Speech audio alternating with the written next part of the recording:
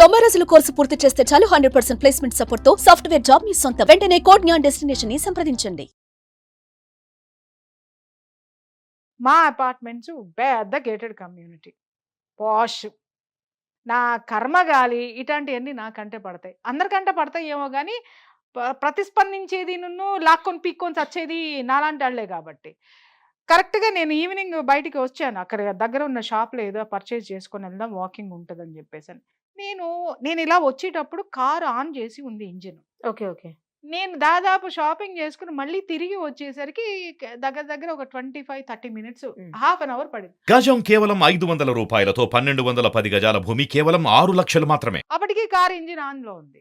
ఇదేంటబ్బా, అరగంట పైన car engine on లో ఉంది ఏంటి, డ్రైవర్లు ఏసీ వేసుకొని కూర్చున్నారా లేకపోతే ఇంతసేపు వెయిటింగ్, ఇంతసేపు ఆన్ లో ఉంది ఏంటా అని ఆ సౌండ్కి పక్కకి తిరిగి చూస్తే ఒక అబ్బాయి ఒక అమ్మాయి పక్క పక్కన కూర్చొని ఉన్నారు.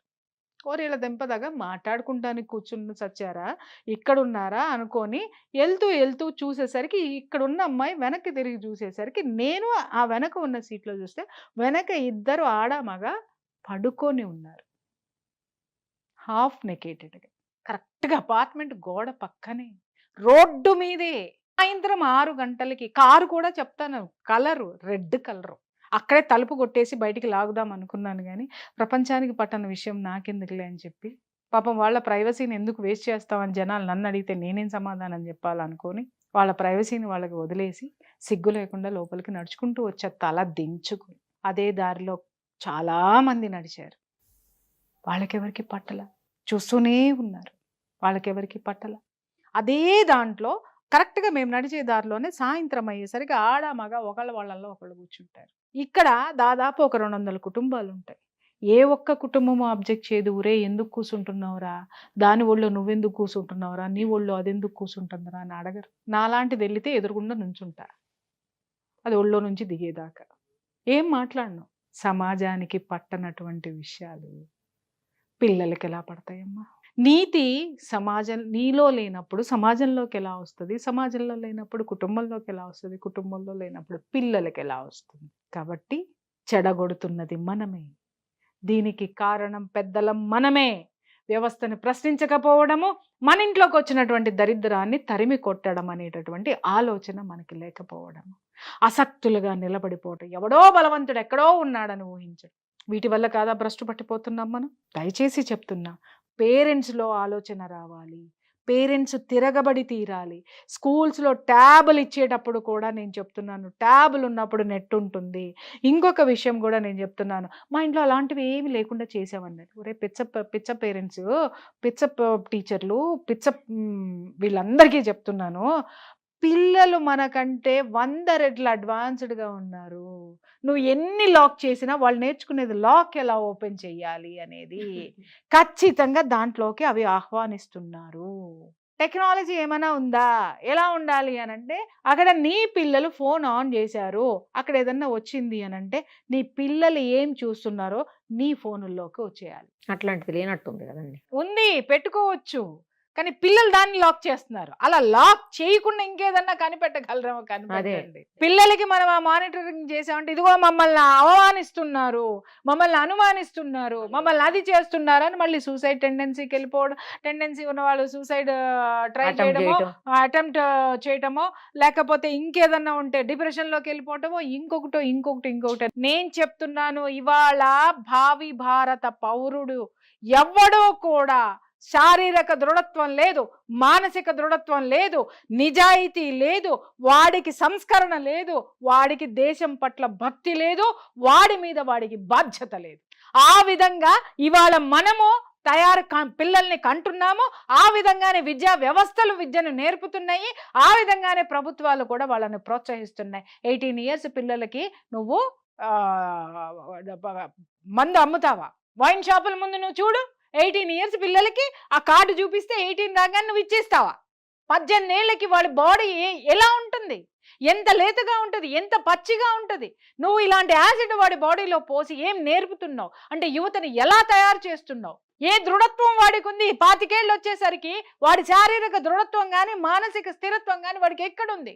సర్వ వ్యసనాల బారిన పడుతుంటే తల్లిదండ్రులు కానీ ఎవరైనా ఇవాళ నేను అడుగుతున్నాను, 10 దాటిన తర్వాత యూత్కి ఏం పనమ్మా రోడ్ల మీద తిరగడం? 12ంటికి చూడు, 1 గంటకు చూడు, నీకు అర్థం కాదు. చాలా మంది ఇళ్లలో పిల్లలు గబగబా తల్లిదండ్రులను రాత్రి పూట లేపి నాకు చికెన్ తినాలనిపిస్తుంది, నాకు ఐస్ క్రీమ్ తినాలనిపిస్తుంది, నాకు పలానా తినాలనిపిస్తుంది. ఇప్పుడు ఎక్కడ తీసుకెళ్ళాలి? స్విగ్గీ కొట్టుకుంటాం. ఎక్కడి నుంచి ఈ కోరికలు కలుగుతున్నాయి?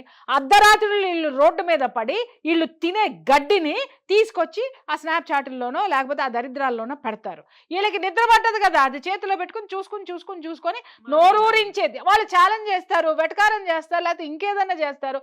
లేదా వీళ్ళు అప్పటి వరకు ఎప్పుడో 9ంటికి అన్నం తింటారు, 1 గంటకి ఇది చూడంగానే ఆకలేస్తుంది, నోరు ఊరుతుంది, అది అప్పటికప్పుడు కావాలి. ఇలాంటి దరిద్రమైన తిని కూడా శరీరము బుర్ర నాశనం అయిపోతుంది. మనము ఈ వ్యవస్థను అడ్డుకోకుండానే ఈ దారుణం అనేటటువంటి దాన్ని పెంచి పోషించేశాం. ఇది ఇవాళ పెద్ద విషవృక్షమై కూర్చుంది, వటవృక్షంలాగా పెరిగిపోయింది. దాన్ని నువ్వు కోకటి వేళతో పెకిలించాలి అనంటే నువ్వు చాలా శ్రమ పడాలి, చాలా ప్రయత్నాలు చేయాలి. నీలో మార్పు రావాలి, నాలో మార్పు రావాలి, మీడియా రావాలి, జనంలో రావాలి, పేరెంట్స్లో రావాలి, పిల్లల్లో రావాలి. ఇవాళ ఒకప్పుడు పిల్లలు పెద్ద అయిన తర్వాత ఏమవుతావు అంటే ఏదో ఒకటి చెప్పేవారు. ఇవాళ ఒక్కొక్కటి ఏం మాట్లాడుతున్నా అంటే అప్పుడు సంగతి చూసుకో. వాడికి ఈ రోజు అనుకున్నది రేపు ఉండట్లా, మారిపోతుంది. రేపటి వరకు కూడా కొన్ని ఉండట్లేదు, ఇవాళ అనుకున్నది మళ్ళీ సాయంత్రానికి మారిపోతుంది. ఎందుకు వస్తుంది మార్పు అంటే ఈ దరిద్రాల్ని, విచ్చలవిడితనపు స్వేచ్ఛని, అనవసరమైనటువంటి ఆలోచనాత్మక ధోరణి పెంచి పోషించేస్తున్నాం కాబట్టి వాళ్ళందరిలో ఇవన్నీ వస్తున్నాయమ్మ. ఎందుకు నేను 3 నెలలకు ఒకసారి ఈ ప్రపంచాన్ని వదిలి కనపడకుండా పారిపోతాను అనుకుంటున్నాను? ఆ బ్రెయిన్ని డీటాక్స్ చేసుకో, లేకపోతే చచ్చిపోతాను నేను. ఈ వాస్తవాలు విని చూసి కౌన్సిలింగ్లు చేసి I want to detox my brain. అది మొన్న మధ్యన ఎవరో తెలిసిన వాళ్ళు ఫోన్ చేశారు, మీరు కాశీలో కనిపించారని. ఊరుకోండి, ఆవిడ ఎందుకు కాశీలో కనపడతారన్నా నేను. ఇప్పుడు అర్థమైంది. ఇప్పుడు కాశీ కాదు, ఇంకా చాలా వెళ్తా, చాలా. అవునా? దూరంగా, ఎందుకంటే అక్కడికి ఇలాంటివన్నీ రావు. అక్కడ చక్కగా కాశీలో మణికర్ణిక ఘాట్లో కూర్చుని ఆ కాష్టాలు కాలుతున్న శవాలను చూస్తుంటే జీవితం యొక్క సత్యం అర్థమవుతా ఉంటుందన్నమాట. మనం ఏం చేస్తున్నాం చివరికి కాలేదు అక్కడే కదా, జీవితం ఏముంది. కానీ ఆ శరీరం కాలే లోపు మనం ఏం చేశాము, ఏం చెయ్యాలి, ఈ విశ్వం మనకిచ్చినటువంటి ఈ జీవితానికి అర్థం ఏంటి అనేది తెలుసుకోవడానికి అక్కడ కనీసము ఈ వికారాలన్నీ ఏవైతే ఉన్నాయో వీళ్ళందరినీ తీసుకెళ్ళి ఆడబారేయాలి. ఆడబారేస్తే అప్పుడు అక్కడి నుంచి వచ్చేటటువంటి ఆ వికారమైనటువంటి ఆ దృశ్యాలను చూస్తే కడుపులో తిప్పేసి జీవిత సత్యం బోధపడుతుంది. అరే ఉన్న ఈ చిన్న జీవితాన్ని చాలా మోరల్గా కాపాడుకుందాంరా, హాయిగా బ్రతుకుదాంరా, ప్రశాంతంగా ఉందాంరా అని అనిపిస్తుంది. థ్యాంక్ యూ అండి, thank you so much. Thank you.